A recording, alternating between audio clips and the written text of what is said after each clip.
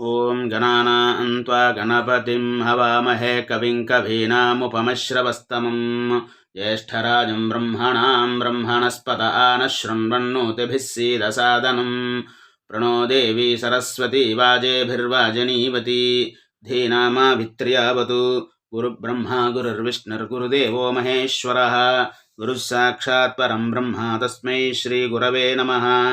शुक्लाम्बरधरं विष्णुं शशिवर्णं चतुर्भुजं प्रसन्नवदनं ध्यायेत् सर्वविघ्नोपशान्तये अगजाननपद्मार्कं गजाननमहर्निशम् अनेकदं तं भक्तानाम् एकदन्तमुपास्महे वागीसाद्यास्सु मनसः सर्वार्थानामुपक्रमे यन्नत्वा कृतकृत्या स्युः तं नमामि गजाननं शारदाम्भोजवदना वदनाम्बुजे सर्वदा सर्वदास्माकं सन्निधिं क्रियात् कूजन्तं राम रामेति मधुरं मधुराक्षरम् आरुह्य कविताशाखां वन्दे वाल्मीकिकोकिलं ज्ञानानन्दमयं देवं निर्मलस्फटिकाकृतिम् आधारं सर्वविद्यानां हयग्रीवमुपास्महे ओष्पदीकृतवारासिम् असकीकृतराक्षसं रामायण महामालारत्नं वन्दे नीलात्मजम् यत्र यत्र रघुनाथकीर्तनं तत्र तत्र कृतमस्तकाञ्जलिं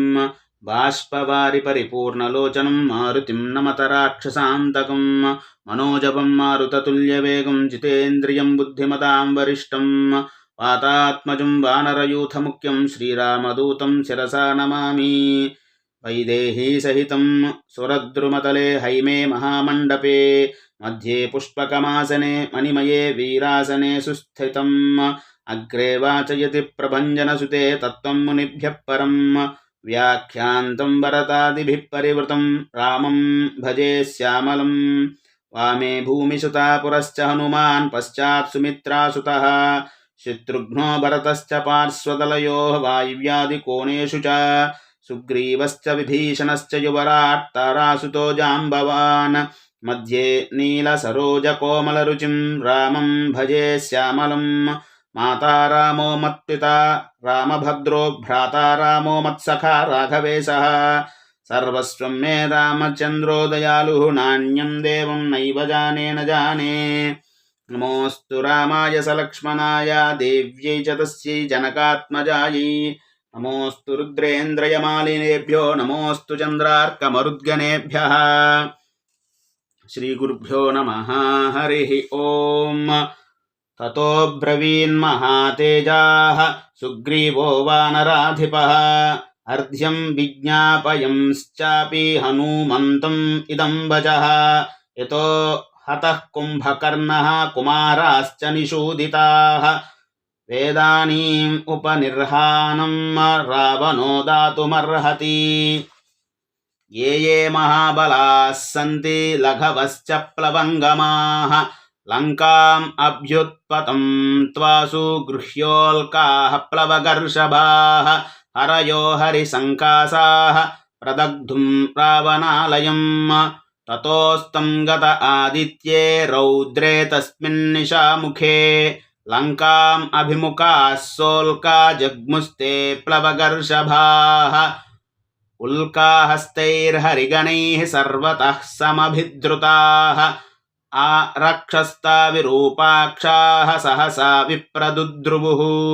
गोपुराट्टप्रतोलीषु चर्यासु विविधासु च प्रासादेषु च संहृष्टा ससृजुस्ते हुतासनम् तेषां गृहसहस्राणि ददाह हुतभुक्तदा प्रासादाः पर्वताकाराः पतन्ति धरणीतले अगरुर्दह्यते तत्र वरञ्च हरिचन्दनं मौक्तिकामनयः स्निग्धा वज्रं चापि प्रवालकं क्षौमं च दह्यते तत्र कौसेयं चापि शोभनम् आविकं विविधं चूर्णं काञ्चनं भाण्डमायुधं नानाविकृतसंस्थानं वाजिभाण्डपरिच्छदौ गजग्रेवेयकक्ष्याश्च रथभाण्डाश्च संस्कृताः तनुत्राणि च योधानां हस्त्यस्वानां च वर्म च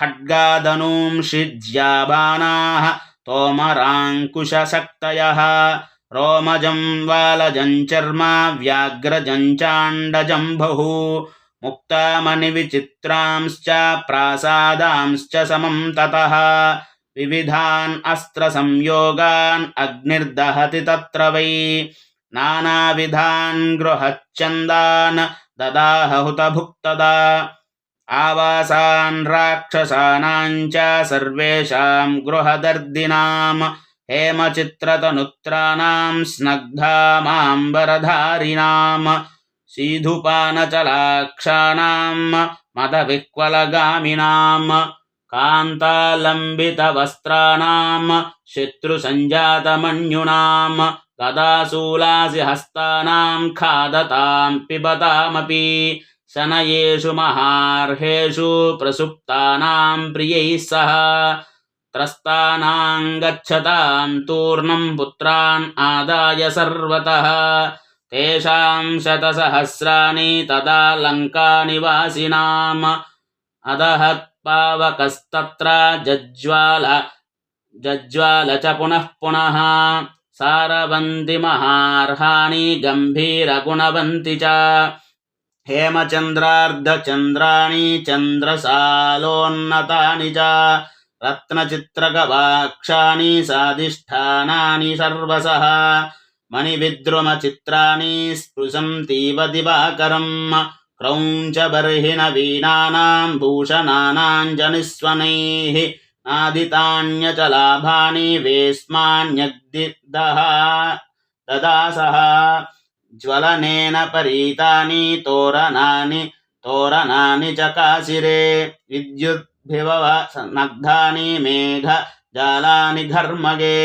ज्वलनेन परीतानि निपेतुर्भवनान्यथा वज्रिवज्रहतानि वा शिखराणि महागिरेः विमानेषु प्रसुप्ताश्च दह्यमाना वराङ्गनाः त्यक्ताभरण सर्वाङ्गाः हेत्युच्चैर्विचुक्रुषुः तानि निर्दह्यमानानि दूरतः प्रचकाशिरे हिमवच्छिखराणि वा दीप्तौषधि वनानि च हर्म्याग्रैर्दह्यमानैश्च ज्वाला प्रज्वलितैरपि रात्रौ सा दृश्यते लङ्का पुष्पितैरिव किंसुकैः हस्त्यध्यक्षैर्गजैर्मुखैः मुक्तैश्चतुरगैरपि बभूव लङ्का लोकान्ते भ्रान्तग्राह इवार्णवः अश्वं मुक्तं गजो दृष्ट्वा क्वचिद्भीतो पसर्पति भीतो भीतं गजं दृष्ट्वा क्वचिदश्वो निवर्तते लङ्कायां दह्यमानायां शुशुभे स महार्णवः छाया संसक्तसलिलो लोहितोद इवार्णवः सा बभूव मुहूर्तेन हरिभिर्दीप्तिता पुरी लोकस्यास्य क्षये घोरे प्रदीप्तेव वसुन्धरा नारीजनस्य धूमेन व्याप्तस्योच्चैर्विनेदुषः स्वनोज्ज्वलनतप्तस्य शुश्रुवे दशयोजनम् प्रदग्धकायान् अपरान् राक्षसान् निर्गतान् बहिः सहसाभ्युत्पतन्ति स्म हरयोधयुयुत्सवः उद्घुष्टं वानराणां च राक्षसानां च निःस्वनः दिशो दश समुद्रं च पृथिवीं चान्वनादयत् विसल्यौ तु महात्मानौ तावुभौ रामलक्ष्मणौ असम्भ्रान्तौ जगृहतुः ततो भेदनुषीवरे ततो विस्पारयानस्य रामस्य धनुरुत्तमम् बभूव तुमुलः शब्दो राक्षसानां भयावहः अशोभत तदा दामो धनुर्विस्पारयन्महत् भगवानिव संक्रुद्धो भवो वेदमयं धनुः उद्गुष्टं वानराणां च राक्षसानां च निःस्वनम् या शब्दस्तावुभौ शब्दौ अतिरामस्य शुश्रुवे वानरोद्गुष्टघोषश्च राक्षसानां च निःस्वनः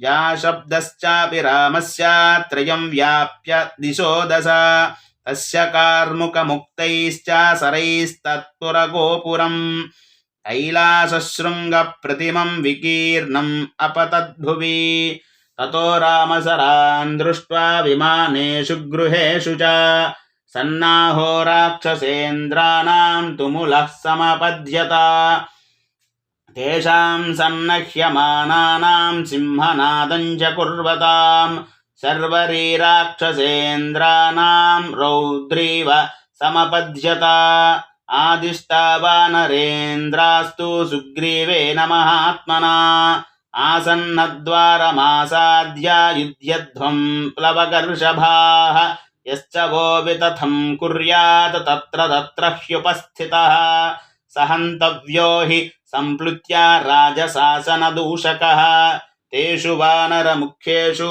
दीप्तोल्कोज्ज्वलपानिषु स्थितेषु द्वारमासाद्य रावणं मन्युराविशत् तस्य जृम्भितविक्षेसात् व्यामिश्रावै दिशो दश रूपवानिव रुद्रस्य मन्युर्गात्रेष्व दृश्यत शनिकुम्भं च कुम्भकर्णात्मजावुभौ प्रेषयामास संक्रुद्धो राक्षसैर्बहुभिः सह यूपाक्षः शोणिताक्षश्च प्रजङ्घः कम्पनस्तदा निर्ययुः कौम्भकर्णिभ्यां सह रावणशासनात् ससास चैव तान् सर्वान् राक्षसान् सुमहाबलान् नादयन् गच्छतात्रैव जयध्वं शीघ्रमेव च ततस्तु चोदितास्तेन राक्षसा ज्वलितायुधाः लङ्काया निर्ययुर्वीराः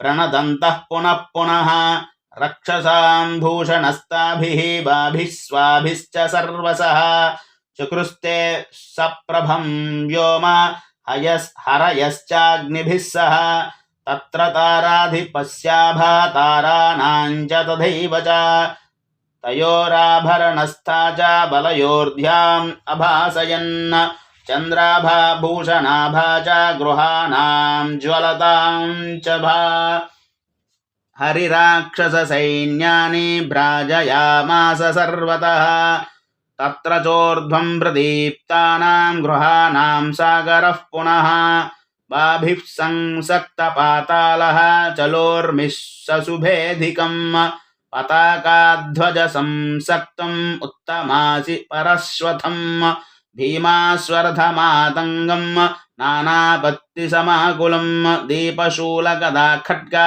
प्रासतोमरकार्मुकम् तद्राक्षसबलं घोरं भीमविक्रमपौरुषम् ददृशे ज्वलितस्राप्रासं किङ्किणीशतनादितं हेम जालाचितभुजं व्यामिश्रितपरस्वथं व्याघूर्णितमहाशस्त्रं बाणसंसक्तकार्मुकं गन्धमाल्यमधूत्सेक सम्मोदितमहानिलं घोरं शूरजनाकीर्णं महाम्बुधरनिस्वनम् तदृष्ट्वा बलमायान्तं राक्षसानां सुदारुणम् सञ्चचालप्लवङ्गानां बलम् उच्चैर्ननाद च जवेनाप्लुत्य च पुनः तद्बलं राक्षसां महत् अभ्ययात् प्रच्चरिबलं पतङ्गा इव पावकम् तेषां भुजपरामर्शव्यामृष्ट परिघासनी राक्षसानां बलं श्रेष्ठं भूयस्तरम शोभता तत्रोन्मत्ता इवोत्पेतुः हरयोथ युयुत्सवः तरुशैलैरभिघ्नन्तो मुष्टिभिश्च निशाचरान् तथैवापततां तेषां कपीनाम् असिभिः सितैः शिरांसि सहसा जह्रु राक्षसा भीमदर्शनाः दशनैर्हृतकर्णाश्च मुष्टिनिष्कीर्णमस्तकाः शिलाप्रहारभग्नाङ्गा विचेरुस्तत्र राक्षसाः तथैवाप्यपरे तेषां कपीनाम् अभिलक्षिताः प्रवीरान् अभितो जघ्नु राक्षसानां तरस्विनाम् तथैवाप्यपरे तेषां कपीनाम् असिभिः सितैः हरिवीरान्निजघ्नश्च घोररूपाणि साचराः घ्नन्तमन्यं जघानान्यः पातयन्तम् अपादयत् గర్హమానం జగర్హేణ్యో దశంతం అపరోదశత్ దేహీత్యన్యో దదాత్యన్యో దదామీత్యపరః పునః కిం క్లేశయసి తిష్టేతి తత్రాన్యోన్యం బభాషిరే విప్రలంబిత వస్త్రం చ విముక్త కవచాయుధం సముద్రత మహాప్రాసం యష్టిశూలాసి సంకులం ప్రావర్తత మహారౌద్రం యుద్ధం వానరరక్షసాం వానరాందశ సప్తేతి రాక్షసా జఘ్నురాహవే రాక్షసాందశ సప్తేతి వానరాశ్చాభ్యపాతయన్ విస్రస్తకేశ వసనం విద్వక్త కవచధ్వజం బలం రాక్షసమాలంబ్య వానరాః పర్యవారయన్. ఇత్యార్షే శ్రీమద్ రామాయణే వాల్మీకీయే ఆదికావ్యే యుద్ధకాండే పంచసప్తతితమః సర్గః. ఏతత్ఫలం రామచంద్రార్పణమస్తు. స్వస్తి ప్రజాభ్యః పరిపాలయంతాం న్యాయేన మార్గేణ మహిం మహిషాః. ఓ బ్రాహ్మణేభ్యః శుభమస్తు నిత్యం. లోకాః సమస్తాః సుఖినో భవంతు. కాలే వర్షతు పర్జన్యః పృథివీ సస్యశాలినీ. దేశోऽयं క్షోభరహితో బ్రాహ్మణాः సంతు నిర్భయాः. అపుత్రాः పుత్రిణः సంతు పుత్రిణः సంతు పౌత్రిణः. అధనాः సధనాः సంతు జీవంతు శరదాం శతం. చరితం రఘునాథస్య శతకోటి ప్రవిస్తరం. ఏకైకమక్షరం ప్రోక్తం మహాపాతకనాశనం. రామాయ రామభద్రాయ రామచంద్రాయ వేధసే. రఘునాథాయ నాథాయ సీతాయాః పతయే నమః. మంగళం కోసలేంద్రాయ మహనీయ గుణాబ్దయే. చక్రవర్తితనూజాయ సార్వభౌమాయ మంగళం. వేద వేదాంత వేద్యాయ మేఘశ్యామలమూర్తయే. పుంసాం మోహనరూపాయ పుణ్యశ్లోకాయ మంగళం. విశ్వామిత్రాంతరంగాయ మిథిలానగరీపతేః భాగ్యానాం పరిపాకాయ భవ్యరూపాయ మంగళం. పితృభక్తాయ సతతం భ్రాతృభిः సహ సీతయా. వందితాఖిలలోకాయ రామభద్రాయ మంగళం. మంగళాశాసనపరైః మదాచార్య పురోగమైః సర్వైశ్చ పూర్వైరాచార్యైః సత్కృతాయాస్తు మంగళం. కాయేన వాచా మనసేంద్రియైర్వా బుద్ధ్యాత్మనా వా ప్రకృతేః స్వభావాత్ కరోమి యద్యత్ సకలం పరస్మై నారాయణాయేతి సమర్పయామి. యదక్షరపదభ్రష్టం మాత్రాహీనం చ యద్భవేత్ తత్సర్వం క్షమ్యతాం దేవ శ్రీరాఘవ నమోऽస్తు తే. ఆత్మా త్వం క్షితిజామతిః ప్రాణా శరీరం గృహం. పూజాతే విషయోపభోగరచనా నిద్రా సమాధిస్థితిః. సంచారః పదయో ప్రదక్షిణ విధి స్తోత్రాని సర్వా గిరో. యద్యత్కర్మ కరోమి తత్తదఖిలం రామాస్తు తే పూజనం. ఏతత్ఫలం రామచంద్రార్పణమస్తు. ఈ రామాయణాంతర్గత యుద్ధకాండ 75వ సర్గ. రాహు మహాదశ జరుగుతున్న వారంతా కూడా ఈ యొక్క రాహు మహాదశ అంతయు కూడా ఈ 75వ సర్గ యుద్ధకాండలో చెప్పబడినటువంటి ఈ యొక్క 75వ సర్గ భక్తి శ్రద్ధలతో పారాయణ చేసి ఆ సీతారాముల వారి యొక్క అనుగ్రహంతో పాటు అంతేకాకుండా రాహు యొక్క ప్రభావాన్ని కూడా తగ్గించుకుని జాతకరీత్యా రాహు ఇచ్చేటువంటి ప్రభావాన్ని దుష్ప్రభావం ఏదైనా ఉన్నట్లయితే కనుక జాతకంలో అటువంటి ప్రభావాన్ని తగ్గించుకుని చక్కనైనటువంటి ఫలితాలని పొందుతారని ఆశిస్తూ మన ఛానల్ని లైక్ చేయండి, షేర్ చేయండి, సబ్స్క్రైబ్ చేయండి. ఇటువంటి మరిన్ని వీడియోలు మన యొక్క ఛానల్లో వస్తాయి కాబట్టి అందరూ కూడా ఈ ఛానల్ లైక్ చేయండి, షేర్ చేయండి. సర్వే జనా సుఖినో భవంతు.